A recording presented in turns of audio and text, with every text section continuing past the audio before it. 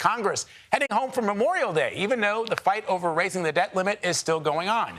Sources tell CBS News that the two sides are making progress with just 6 days to go before the Treasury's estimated default deadline. Nancy Cordes is at the White House. Nancy, good morning. Where do things stand? Good morning, Vlad. Well, here is where we are hearing that they stand. We're being told that the two sides are getting pretty close to a deal. Knock on wood. There are still some issues to be worked out, but it sounds like they are starting to coalesce around a set of terms that most importantly would stave off a government default for about 2 years. We are on approach on so many issues. New signs a deal could be close at hand after another late night for negotiators. We've been talking to the White House all day. We're going back and forth, and it's not easy. Sources familiar with the talks say the deal under discussion would cap overall federal spending levels for the next 2 years. Military and veterans funding would increase slightly next year, while domestic spending would dip slightly or remain flat. Speaker McCarthy and I have a very different view of who should bear the burden of additional efforts to get our fiscal house in order. Republicans have been insisting on cuts in exchange for their votes to raise the nation's borrowing limit, which must happen within the week, or the Treasury Secretary says she'll start to run out of funds to pay the nation's bills. $25 billion worth of Social Security checks are scheduled to go out the door next Friday. The ratings agency Fitch just placed America's AAA credit rating on a downgrade watch list. A default would throw this economy into a recession. It would mean an immediate spike in interest rates. It would cause real economic harm to families across the country. Republicans had been seeking 10 years worth of spending caps that would have driven domestic spending down by 20 to 30%. Some conservatives are already questioning whether the emerging compromise goes far enough. You're talking about raising the debt ceiling a significant amount of money. We got to get significant, changes in return. But this deal isn't designed to win every Republican vote, nor will it likely get every Democratic vote. All it needs to do is get enough of both to pass in the House and Senate and prevent what would be the first ever U.S. government default. Vlad and Anne-Marie. So, Nancy, to that end, what maneuvers are being done so that both sides can maybe lure some people from the other side and get an agreement?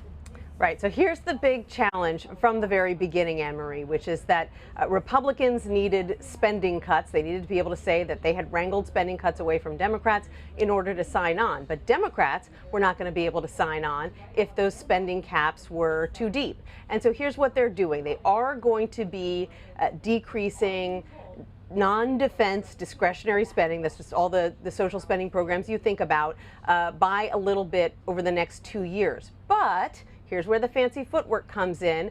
They are going to be grabbing some money from elsewhere that they can then put in that pot so that Democrats will be able to say, well, actually, at the end of the day, domestic spending is going to remain flat. For example, last year, you'll recall that Democrats pushed through $80 billion worth of modernization funding for the IRS to help the IRS hire new agents, improve its computer system, and on and on. Well, Republicans wanted to get rid of all of that. What they are getting here is they're going to shave about $10 billion of that $80 billion. They're going to take it away from the IRS, but that money gets put back into the domestic spending pot. There's also about $30 billion worth of unused COVID funds. That money can go into the domestic spending pot. And so at the end of the day, Republicans will be able to say they cut domestic spending. Democrats will be able to say it's all a wash. And this is the way the game gets played in Washington. It's such a game. But this game's no fun at all. I just want to put it out there as a critique. So here's the thing. Congress is already on a break. They've left town. I know they can come back. They know that any moment they could be called back. But is there even enough time? If they're called back, they got to vote on it. It's got to go to the president. I mean, it seems like, the deadline's right around the corner.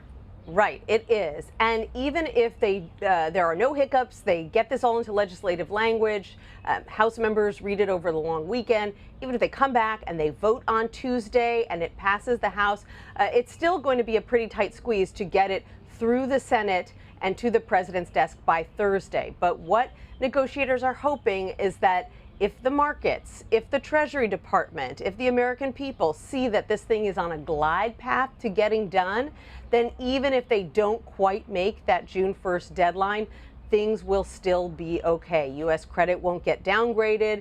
The Treasury Department will be able to move a little money around so that they can continue to pay the bills until they do get that new cash infusion. So part of this game, as you point out, is basically the messaging that both sides can send out to their supporters, to their voters.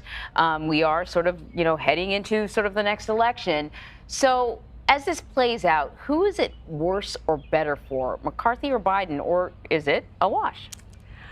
I don't know if you can say it's worse or better for anyone. It was always clear that Democrats were going to have to give something in exchange for Republican votes to raise the debt ceiling. That is just a reality in divided government. It's a result of Republicans winning back the House in the last election. I do think that the House Speaker is going to get some grief from his right flank, from Freedom Caucus members who are going to say, hey, wait a minute, we wanted to cut way more. This was our chance. Why didn't we get it? Why are we only capping spending for 2 years instead of for 10 years? But, the reality is you've got divided government. You're not going to get everything you want. And I do think that it is not an accident that if this deal gets announced tonight, it will be at the very start of a long holiday weekend where people's attention will be focused elsewhere. Lawmakers will be focused on parades and events in their home districts, so they won't necessarily be focused on griping about what is and isn't in this spending package. This is the kind of thing that is often done by design. My goodness, clever, clever. Nancy Cordes, thank you.